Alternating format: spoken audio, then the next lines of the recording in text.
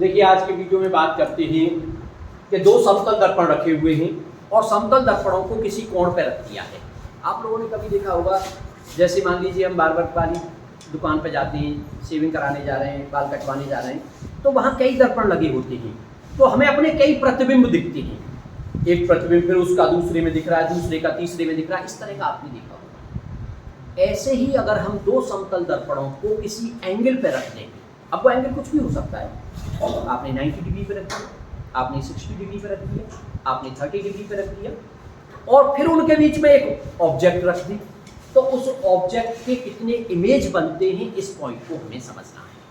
मान लीजिए हमारे पास दो दर्पण हैं, जैसे एक दर्पण ये है और दूसरा दर्पण ये है, और दोनों दर्पण होते हैं तो एक तरफ आप थोड़ा सा उस पर पेंट करके दिखा देते हो। पेंट का मतलब है कि जो प्रकाश की किरण आएगी वो उस साइड से नहीं आएगी, बल्कि जो चिकनी वाली सरफेस होगी प्रकाश की किरण उस साइड से आती है। तो ये कोई दो दर्पण है, समतल दर्पण, और इनके बीच का जो कोण है वो मान लिया आपने थीटा। और अब इनके बीच में हम कोई ऑब्जेक्ट रख रहे हैं, तो हमें ये पता लगाना है कि उसके प्रतिबिंब कितने बनेंगे, ठीक है ना।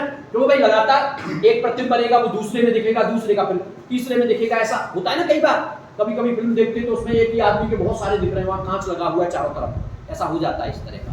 तो उस चीज को पता करना चाह रहे हैं। तो सबसे पहला पॉइंट आपका जो इसमें इंपॉर्टेंट पॉइंट है, उसको ये कंपटीशन में कई बार पूछा इस तरह का क्वेश्चन, इसलिए इसे बताना जरूरी है। तो सबसे पहला पॉइंट आपको क्या करना है, आप 360/थीटा की वैल्यू निकालेंगे वहां पर। आप इसको कैलकुलेट करिए कि 360/थीटा कितना आ रहा है। जब आप 360/थीटा की वैल्यू आपको गिवन होगी कि भाई दोनों दर्पणों को कितने कोण पे रखा है वो आपको गिवन होगा, तो थीटा उनके बीच का कोण है। जब आप इसकी वैल्यू को निकालोगे, कैलकुलेट करोगे, तो वहां दो पॉसिबिलिटी उसमें बनेगी कि या तो वो सम संख्या में आ जाए और या फिर वो विषम संख्या में आ जाए। पहले केस में हम बात कर रहे हैं कि 360/थीटा की जो वैल्यू है, मान लीजिए ये जो वैल्यू निकल करके आई, इसका जो मान निकल करके आया, पहले केस में मैं मान के चल रहा हूं वो सम निकल करके आ रहा है, सम संख्या में निकल करके आ रहा है। 360/थीटा की जो वैल्यू है वो कैसी है, सम है। तो फिर वहां बनने वाले जो प्रतिबिंबों की संख्या होगी, नंबर ऑफ इमेज जो होंगे n इक्वल टू हो जाएगा 360/थीटा माइनस 1। ये प्रतिबिंबों की संख्या होगी, यानी -1 कर दोगे आप उसमें से। अगर ये निकल करके आया था 50, तो 50 - 1 49 प्रतिबिंब, ठीक है। तो पहला पॉइंट ये ध्यान रखना है, यानी आपको वैल्यू तो 360/थीटा की निकालनी है। अगर वो 360/थीटा सम संख्या आ जाता है तो बनने वाले प्रतिबिंबों की संख्या होगी 360/थीटा माइनस 1। दूसरा पॉइंट, मान लीजिए बी पॉइंट में कि भाई वो तो विषम निकल करके आ रहा है, विषम संख्या में आ रहा है, लेकिन जब वो विषम आएगा तो फिर उसमें दो केस होंगे। दो केस कौन से होंगे, पहला एक होता है सिमेट्रिक, सममित। सममित का मतलब होता है, अगर मान लो मैं ये कहूं कि इन दोनों दर्पणों के एक सममित लाइन खींचिए, एक सिमेट्रिक लाइन खींचिए, इसका मतलब इनके जस्ट मिड में से जो जाने वाली लाइन होगी उसको आप कहोगे सममित रेखा। ये वाली जो रेखा है इसको आप इन दोनों के लिए सममित रेखा कहोगे, सममित रेखा या सिमेट्रिक लाइन। तो अब इसमें दो केस बनते हैं कि अगर 360/थीटा की वैल्यू विषम आ रही है, तो पहला केस क्या बनेगा, पहले केस में आप कहेंगे ऑब्जेक्ट अगर किस पर रखी है, सममित रेखा पर, यानी आप जो दोनों दर्पणों के बीच में जिस वस्तु को रख रहे थे वो अगर कहीं पर भी इस सममित रेखा पर रखी गई है, तो बनने वाले प्रतिबिंबों की संख्या फिर से वही हो जाएगी जो पहले थी, 360/थीटा माइनस 1। जब वस्तु कहां रखी है, सममित रेखा पर। सेकंड पॉइंट, अगर वस्तु सममित रेखा पर नहीं रखी है, यानी वस्तु सिमेट्रिक नहीं है, सिमेट्रिक नहीं है इसका मतलब इस लाइन पर होगी, यहाँ है, यहाँ है, यहाँ है, यहाँ कहीं भी हो सकती है दूसरी जगह पर, तो फिर बनने वाले प्रतिबिंबों की संख्या भी आपकी क्या होगी, 360/थीटा, फिर माइनस में से नहीं होगा। तो ये 2-3 पॉइंट आपको ध्यान रखने हैं, इस तरह का कई बार पूछ लिया गया है, वो आपको आना चाहिए। दूसरी बात, एक क्वेश्चन हालांकि 10th लेवल में भी ये है एक क्वेश्चन कई बार पूछा जाता है, जैसे ये दर्पण है, तो इस दर्पण के लिए 2-3 चीजें ध्यान रखिए आप। ये समतल दर्पण है, मैं रिपीट कर रहा हूँ, ये चीज मैं पहले बता चुका हूँ आपको, फिर भी रिपीट कर रहा हूँ क्योंकि इंपॉर्टेंट पॉइंट है। मान लो इसके सामने वस्तु यहाँ रखी है, ये ऑब्जेक्ट है, और वस्तु को हम ऑब्जेक्ट कहते हैं, उसको ओ से डिनोट कर सकते हो, और प्रतिबिंब को इमेज बोलते हैं, तो उसे आप चाहें तो आई से डिनोट कर सकते हैं। तो अगर किसी समतल दर्पण के सामने वस्तु रखी है तो उसका प्रतिबिंब आपका इधर बन जाएगा, ऐसे करो, ये प्रतिबिंब बन गया आई। अब यहीं से हमें चीजों को समझ लेना है। पहली बात, जितनी दूरी पर यहां से ये रखी होगी वस्तु, उतनी ही दूरी पर बनेगा प्रतिबिंब, यानी दूरियां समान हैं। दूसरी बात, अगर ये वस्तु इधर चलना शुरू कर दे यू चाल से, तो प्रतिबिंब भी इधर से चलना शुरू कर देगा यू चाल से, ठीक है? क्योंकि एक साथ भाई आप देखते हो कि जितने समय में ये यहां पहुंचेगा उतने ही समय में ये यहां आ जाएगा, और दूरियां बराबर हैं, इसका मतलब दूरियां बराबर तय कर रहा है समान समय में, तो डेफिनेटली उनकी चाल भी क्या रही होगी, समान रही होगी। तो यहां पर दो तरह का क्वेश्चन बनता है कि एक वस्तु की चाल दर्पण की तरफ यू है, तो बताइए प्रतिबिंब की चाल क्या होगी दर्पण के सापेक्ष। तो दर्पण के सापेक्ष यू होगी, क्योंकि दर्पण रखा हुआ है, वो गति नहीं कर रहा। लेकिन अगर ये पूछने लग जाए यहां पर, क्योंकि ये क्वेश्चन कई बार पूछा है कि बताइए उस प्रतिबिंब की चाल वस्तु के सापेक्ष क्या होगी, तो आपने जो रिलेटिव वेलोसिटी वाला कॉन्सेप्ट पढ़ा था ना 11th क्लास में, और रिलेटिव वेलोसिटी में क्या होता है, आपेक्षिक चाल जिसको कहते थे कि अगर दो बॉडी एक दूसरे की तरफ आ रही है, मान लीजिए u1 और u2 चाल से, तो एक की दूसरे के सापेक्ष जो सापेक्ष चाल निकालते हैं वो दोनों आपस में प्लस हो जाती है। और अगर दूर जा रही होती है, या दूर जाने से नहीं, एक तो ऐसे इधर से आ रही है कि इधर से आ रही है, लेकिन अगर ऐसे चल रही होती है एक ही डायरेक्शन में, तो माइनस हो जाता है, ठीक है ना? इसका मतलब अब ये दोनों एक दूसरे की तरफ आ रहे हैं। अब मैं प्रतिबिंब की चाल निकालूं, वो भी वस्तु के सापेक्ष, तो वो हो जाएगी u plus u equal to 2u। तो ये भी आपको ध्यान रखना है कि कब तो u है और कब 2u है, ये पॉइंट बहुत इंपॉर्टेंट है, ये आपको आना चाहिए।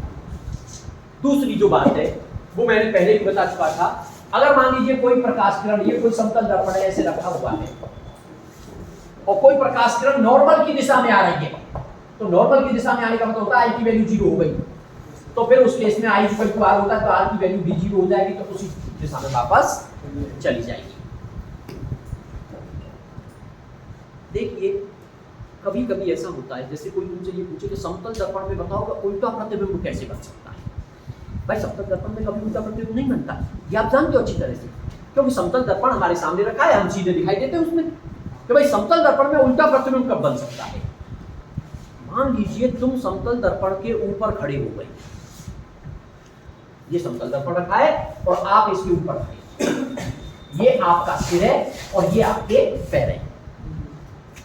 अब आप प्रतिबिंब को देखोगे तो प्रतिबिंब आपको उसमें नीचे दिखेगा ऐसे करके, लेकिन ये उसके पैर होंगे और ये उसका सिर होगा, तो प्रतिबिंब कैसा बन गया, उल्टा। तो समतल दर्पण में उल्टा प्रतिबिंब बनने का केवल यही एग्जांपल है कि जब दर्पण पे कोई वस्तु खड़ी होगी तो उसका प्रतिबिंब उसमें उल्टा दिखाई देगा, एज ए वाटर इमेज। आप लोगों ने रीजनिंग वगैरह के जब क्वेश्चन होते हैं ना, तो उसमें कई तरह के क्वेश्चन आते हैं, घड़ी वाले क्वेश्चन इसी तरह के होते हैं कि घड़ी को ऐसे उल्टा कर दिया जाए तो क्या होगा, या कोई चीज पानी में दिख रही है तो पानी में यही होता है, पानी में प्रतिबिंब उल्टा हो जाता है, सही है ना, पानी में। तो ये इमेज कैसा हो गया, वाटर इमेज हो गया। और समतल दर्पण में दिखता है, तो समतल दर्पण में जो कहते हैं उसको लेटरल डिस्प्लेसमेंट टाइप से बोलते हैं, या उसको एक तरह से आपने देखा होगा, जैसे हम मान लो h को देख रहे हैं तो h बिल्कुल सेम दिखेगा, लेकिन अगर n को देख रहे हैं, या फिर मान लीजिए s को देख रहे हैं, या फिर p को देख रहे हैं, तो p को देखेंगे तो क्या हो जाता है, जैसे p ये था लेकिन उसने ऐसे करके देखा। तो वास्तव में जो दर्पण होता है, समतल जो दर्पण होता है, उसमें सिचुएशन क्या होती है, लेफ्ट साइड तो राइट हो जाती है और राइट साइड लेफ्ट हो जाती है। तो ये आपको ध्यान देना है कि समतल दर्पण में कभी अंग्रेजी के अक्षरों में भी तुमसे पूछ सकता है कि बताइए इसमें क्या चेंज आएगा, तो आपको उस चीज को भी समझना होगा। इस तरह का भी रीजनिंग में क्वेश्चन बन जाता है कि समतल दर्पण में इस ये एक बात के लिखा हुआ है समतल दर्पण में बताइए, बाकी से मतलब एक छोटा सा वर्ग मान लो, वर्ग लिख दिया कुछ कि समतल दर्पण में क्या दिखेगा। तो बस आपको क्या करना है, लेफ्ट का राइट। अब जैसे आई है, भाई आई तो आई है, सही है ना, लेकिन अगर और कोई आपका इंग्लिश का वर्ग है या हिंदी का है तो उसका लेफ्ट साइड राइट हो जाती है और राइट वाली साइड लेफ्ट हो जाती है। तो ये बात भी आपको समतल दर्पण में ध्यान रखना है। इसके बाद अब मैं बात करता हूं गोलीय दर्पण की। तो गोलीय दर्पण के लिए देखिए, गोलीय दर्पण जो होते हैं हमारे वास्तव में कहां से बने हैं, कांच का कोई ना कोई खोखला गोला है आपके पास और उस खोखले गोले को काट करके गोलीय दर्पण बनाया गया है।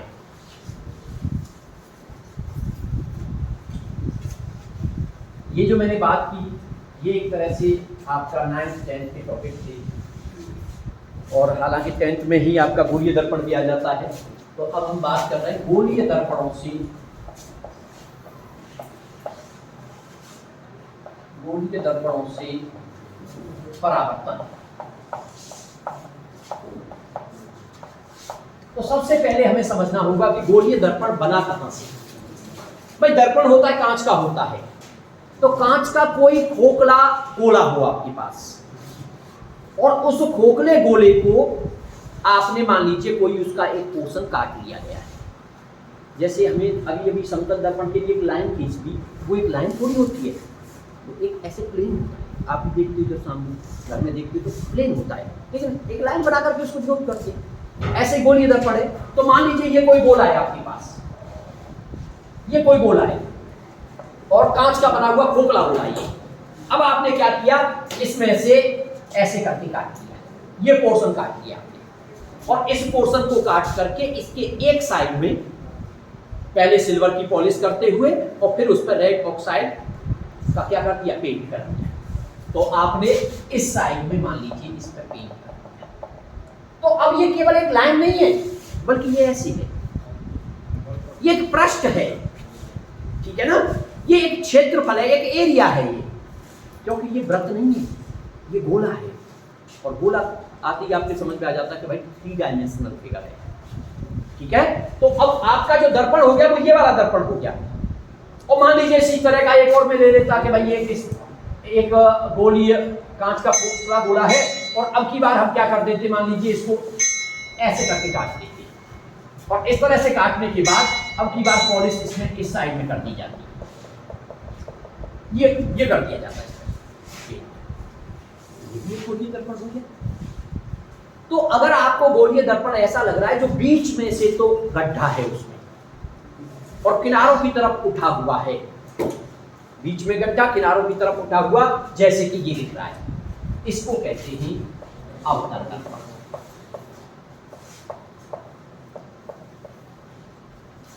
कॉनकेव मिरर,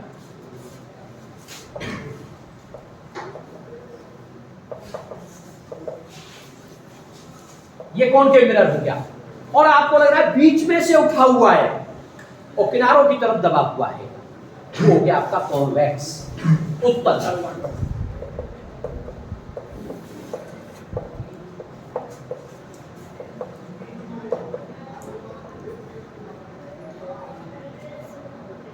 जैसे चम्मच दोनों का एग्जांपल हो गया, एक तरफ से देख रहे हो, जिधर चम्मच में चावल रख करके खा रहे हो वो गड्ढे वाली चीज हो गई, यानी वो कॉनकेव हो गया, सही है ना, अवतल हो गया।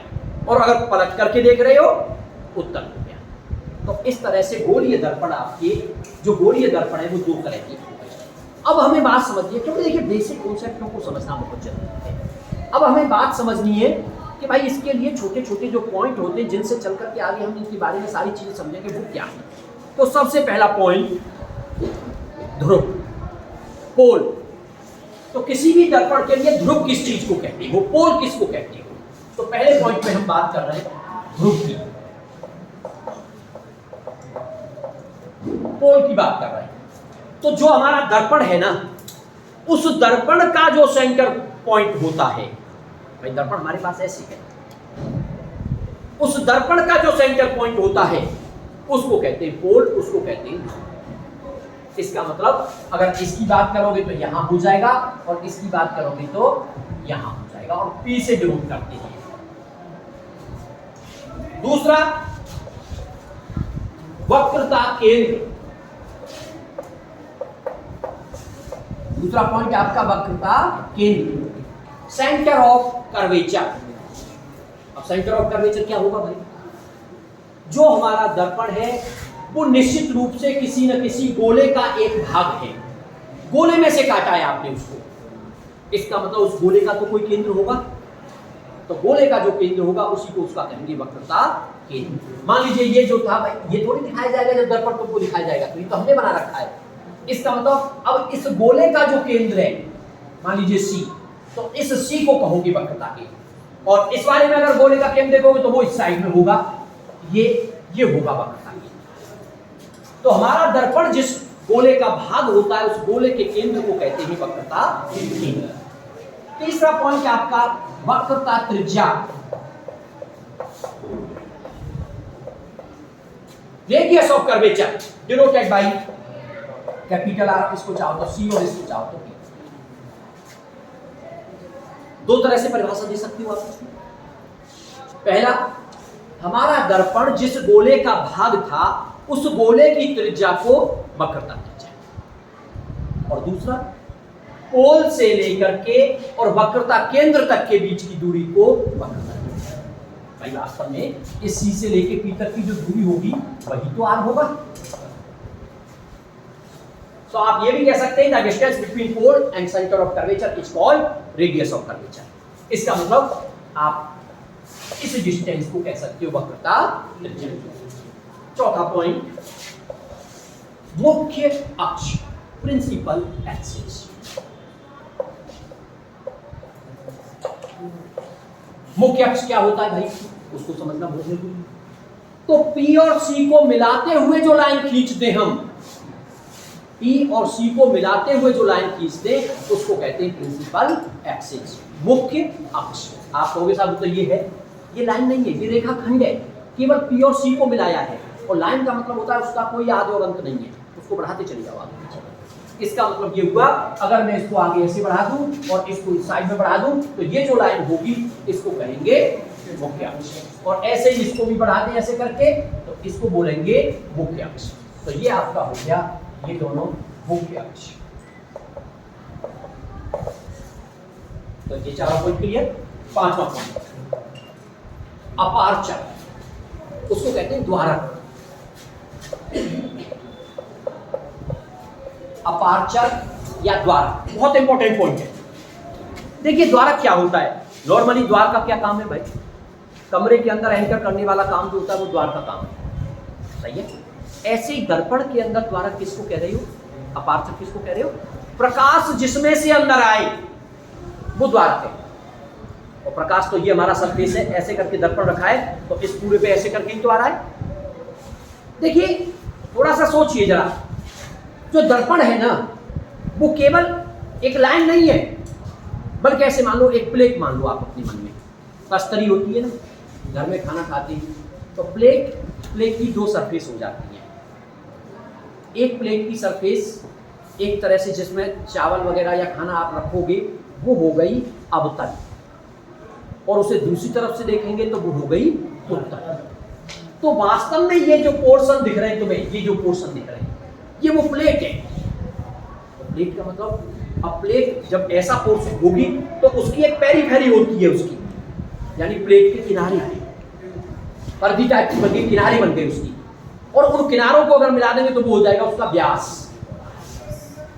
किनारों को अगर मिला देंगे तो वो हो जाएगा व्यास। अगर मैं दर्पण का वैसे फिगर बनाऊं तो ये है दर्पण, अगर ऐसे सीधा रखा है, बस ये अंदर से गड्ढा है मानो इसमें, और ये उसकी पेरीफेरी है। अगर इसको मैं मिला दूं ऐसे करके तो ये बन जाएगा उसका व्यास। इस व्यास को ही कहते हैं द्वारक। यानी दर्पण की जो बाउंड्री होती है, दर्पण के जो चारों तरफ की जो बाउंड्री होती है, उस बाउंड्री का जो डायामीटर है, उसका जो व्यास है, उसको कहा जाता है द्वारक, उसको कहा जाता है अपार्चर। इसका मतलब अगर यहां बात करें तो मैं अगर यहां तक कॉलेज सिर्फ हो रही है यहां तक, तो अगर इसकी बात करूं, जैसे आपने नाम दे दिया ए बी, तो ए से लेके बी तक का ये जो है, तो अपार्चर का मतलब, द्वारक का मतलब हो गया, क्योंकि देखिए यहाँ एक्चुअल में क्या है, जब हम परिभाषा पढ़ते हैं ना वहां से किताब से, तो क्लियर नहीं हो पाता कि द्वारक है क्या चीज। इसलिए समझो चीज को, ये दर्पण है। इस दर्पण की अगर हम इस बाउंड्री की बात कर रहे हैं तो वो जो तश्तरी की एक तरह से पर्दी टाइप की हो गई, उस पर्दी का diameter it is called aperture, उसको द्वारक कहते हैं। अब यहाँ तो ऐसे ही दिखाओगे ना उसको, भाई यहाँ तो आप एक दर्पण ऐसे बना रहे हो और एक दर्पण आप ऐसे बना रहे हो, तो ये दर्पण है आपका। इसका जो मध्य बिंदु है इसको आप P कह रहे हो, ये जिसका केंद्र रहा हुआ है उसको आप C कह रहे हो, C और P को मिलाते हुए जो लाइन खींचोगे उसको आप मुख्य अक्ष कह रहे हो। तो यहाँ पर अब इस लाइन को जो मिलाओगे, ये लाइन आपकी क्या होगी, द्वारक होगी। लेकिन अगर चीज को तुम 3 डायमेंशनल फिगर में नहीं समझोगे तो ये द्वारक वाली चीज माइंड में कभी भी बैठ ही नहीं पाएगी कि द्वारक है क्या चीज। सही है? तो द्वारक क्या है, वो जो तश्तरी टाइप का हमारा लेंस है, प्लेट जैसा लेंस दिख रहा है, तो उसकी जो परिधि दिख रही है हमें, उसके जो व्यास है, चाहे किधर से भी, ऐसे नहीं है कि इधर से कहोगे तो व्यास है, इधर से कह दो, इधर से कह दो, उधर से कह दो, किधर से भी कह दो, वो सब क्या है, द्वारक। अब यही एक और वर्ड आता है, उसको कहते हैं एंगुलर अपार्चर, कोणीय द्वारक।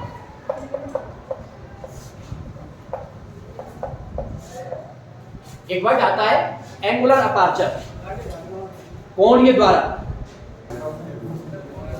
तो ध्यान दीजिए बेटा, तो कोणीय द्वारक की बात हो रही है कि भाई कोणीय द्वारक क्या चीज है। द्वारक हमारी समझ में आ गया, अब हम एंगुलर अपार्चर की बात करते हैं। तो वास्तव में ये जो द्वारक आप ले रहे हो ना, मान लो ए और बी को द्वारक कहा, तो ए और बी मिलकर के सी पर जो एंगल बनाएंगे,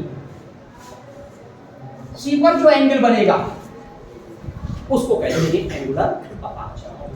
तो इस तरह से इन पॉइंटों को समझना बहुत जरूरी है।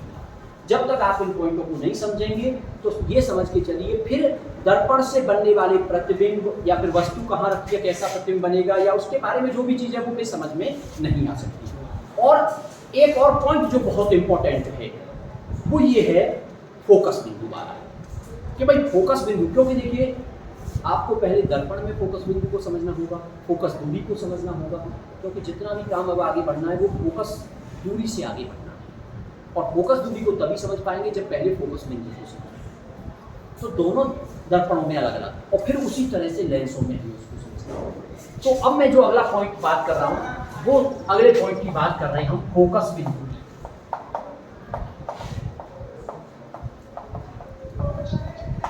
या आप उसको प्रिंसिपल फोकस भी कह सकते हैं। तो इसका ध्यान रखना विशेष जरूरी है आपको। मान लीजिए कोई दर्पण है हमारा, चाहे वो कॉन्वेक्स हो या फिर कॉनकेव हो, उसके फोकस बिंदु की जो परिभाषा हमें देनी है वो कैसे देनी है, और दोनों की परिभाषा देके चलेंगे हम एक साथ।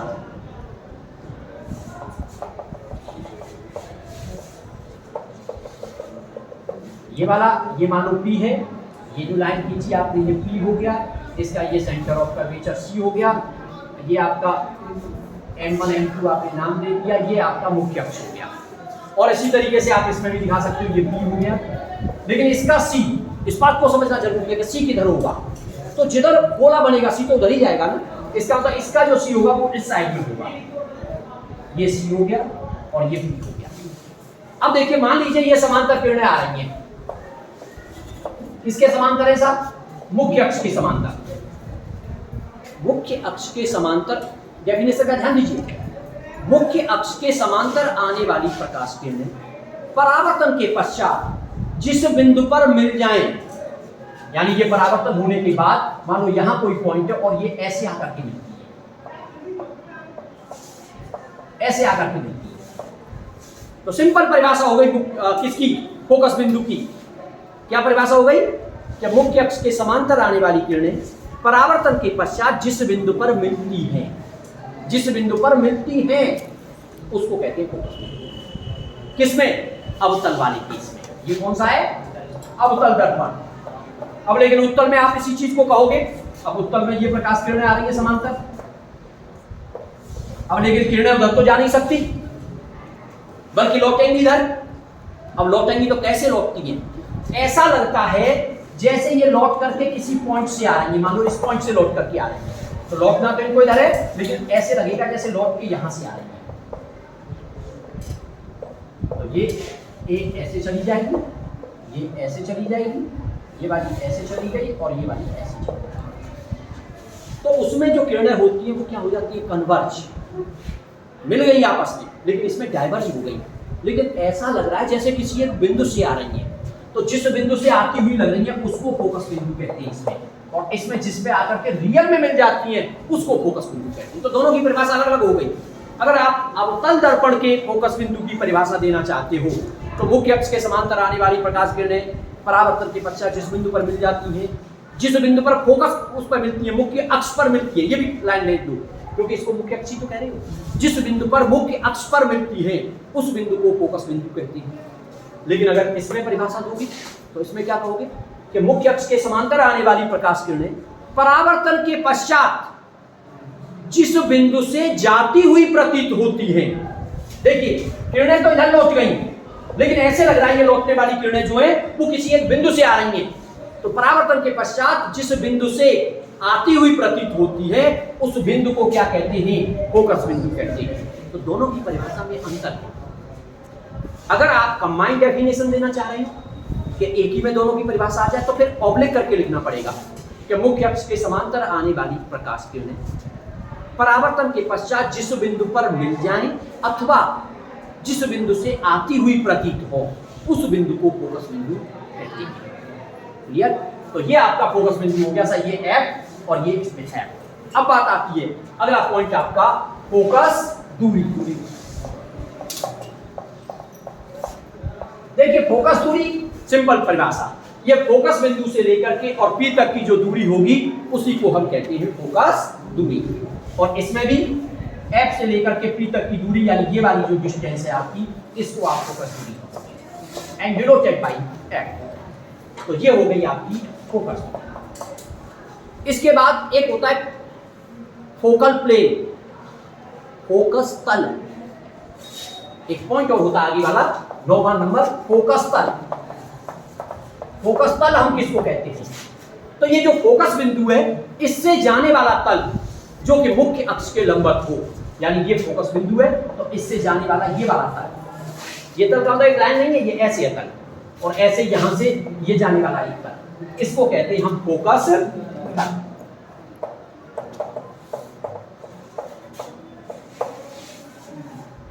ये चीजें आपको ध्यान रखनी है। इसके साथ साथ एक पॉइंट और बहुत इंपॉर्टेंट है और वो है साइन कन्वेंशन। साइन कन्वेंशन का मतलब होता है चिन्ह परिपाटी। देखिए ऑप्टिक्स में मैं एक चीज बता रहा हूं आपको, अगर आपने चिन्ह परिपाटी को गलत कर लिया तो आपका कोई क्वेश्चन सही नहीं हो सकता है। यानी आपको कब पॉजिटिव लेना है कब नेगेटिव लेना है, इस चीज को समझना बहुत जरूरी है। और ये बहुत आसान भी है, इतनी आसान है कि अगर थोड़ा सा ध्यान दोगे तो आपकी समझ में आ जाए, क्योंकि आप आधे से ज्यादा चीज तो पहले से ही जानते हो। भाई कोऑर्डिनेट ज्योमेट्री आपने पढ़ रखी है और कोऑर्डिनेट ज्योमेट्री में आपने 3 चीजें पढ़ी है, 3 पॉइंट है और यहां भी 3 पॉइंट पढ़ोगे। तो मैं चिन्ह परिपाटी की अगर बात करूं, साइन कन्वेंशन की बात करें, चिन्ह परिपाटी की अगर बात करें तो अगर आप कोऑर्डिनेट ज्योमेट्री में कहते हैं तो आप कहते हो all distance measured from the origin, सभी दूरियां मूल बिंदु से नापी जाती है, पहला पॉइंट है। और आप जानते हो इस बात को कि भाई जितनी भी दूरी हम मेजर करते हैं वो कहां से मेजर करते हैं, मूल बिंदु से, इसको मूल बिंदु कहते हैं। फिर क्या कहते हैं, मूल बिंदु से इधर जो दूरी मेजर की जाएंगी वो पॉजिटिव और इधर जो दूरी मेजर की जाएंगी वो नेगेटिव, और ऊपर की तरफ जो दूरी मेजर की जाएंगी वो पॉजिटिव और नीचे की तरफ जो दूरी मेजर की जाएंगी वो नेगेटिव। ये चीज आप जानते हो कोऑर्डिनेट ज्योमेट्री में पहले से आपको पता है।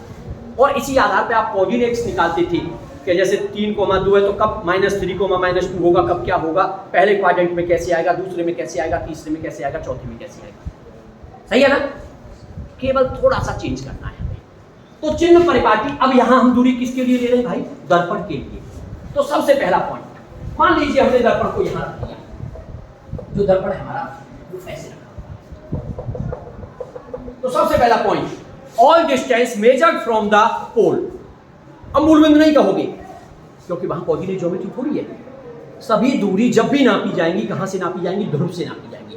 तो पहला पॉइंट आपको ध्यान रखना है, सभी दूरी हम कहां से नापेंगे, ध्रुव P से।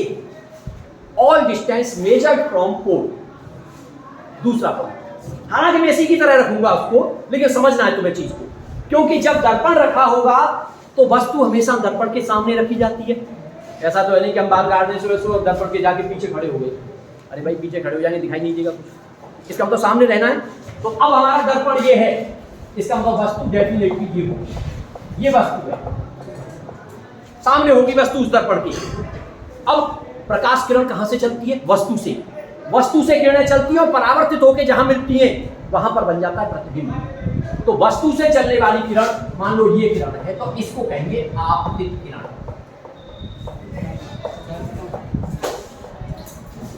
अब बस आपको दो चीजें ध्यान रखनी है। जो दूरी आपतित किरण की दिशा में नापी जाएगी वो पॉजिटिव होगी, और जो उसके विपरीत दिशा में नापी जाएगी वो नेगेटिव होगी।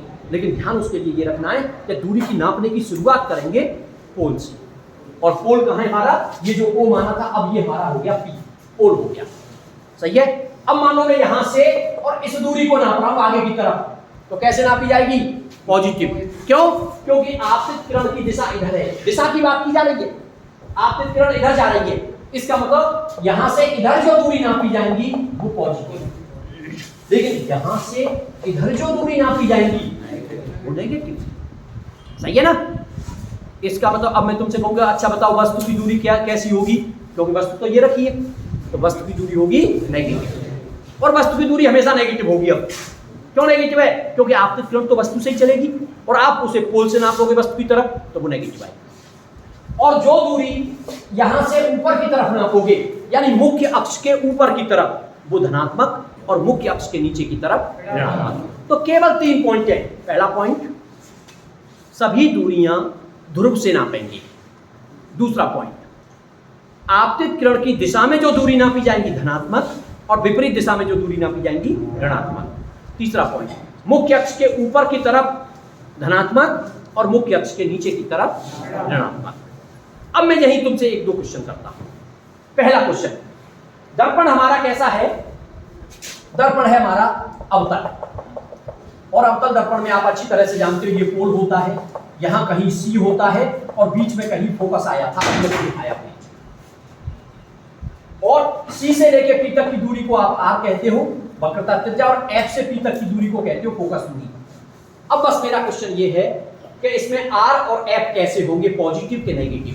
तो आप ध्यान दोगे, क्योंकि इस दर्पण के सामने तो वस्तु ऐसे रखी जाएगी, तो अब ये दिशा हो गई आपतित किरण, आपतित किरण इंसिडेंट रे, और दूरी नापोगे पोल से, तो यहां से यहां तक नापोगे माइनस, यहां से यहां तक नापोगे माइनस, हटने की जरूरत नहीं है। यानी अवतल दर्पण की फोकस दूरी ऋणात्मक होती है। क्यों होती है? क्योंकि आपने नियमों के अनुसार मेजर करके देखा। अब यही काम आप उत्तल दर्पण में करना चाहते हो, ये उत्तल दर्पण, लेकिन उत्तल दर्पण में क्या होता है, ये P है, लेकिन इसका वक्रता केंद्र कहीं इधर आता है, और फोकस भी इसके बीच में कहीं यहाँ आता है। अब ये यहाँ से यहाँ तक की दूरी को फोकस दूरी को होगे, और यहाँ से यहाँ तक की दूरी को वक्रता त्रिज्या कहोगे। अब इसमें फिर से मैं पूछूंगा आपको कि भाई F और R इसमें कैसे होंगे, पॉजिटिव के नेगेटिव? तो वस्तु तो यहाँ रखोगे ना दर्पण के सामने, उधर थोड़ी रख दोगे दर्पण के पीछे। अब वस्तु यहाँ होगी तो आपतित किरण आपकी ये होगी। अब दूरी यहाँ से नापी जाएगी, और यहाँ से यहाँ तक, यानी R को मेजर करोगे पॉजिटिव, और F को मेजर करोगे यहाँ से यहाँ तक। इसका मतलब आप क्या रिजल्ट निकल के आया कि उत्तल दर्पण की फोकस दूरी और वक्रता त्रिज्या दोनों धनात्मक, और अवतल दर्पण की फोकस दूरी और वक्रता त्रिज्या दोनों ऋणात्मक। ठीक है।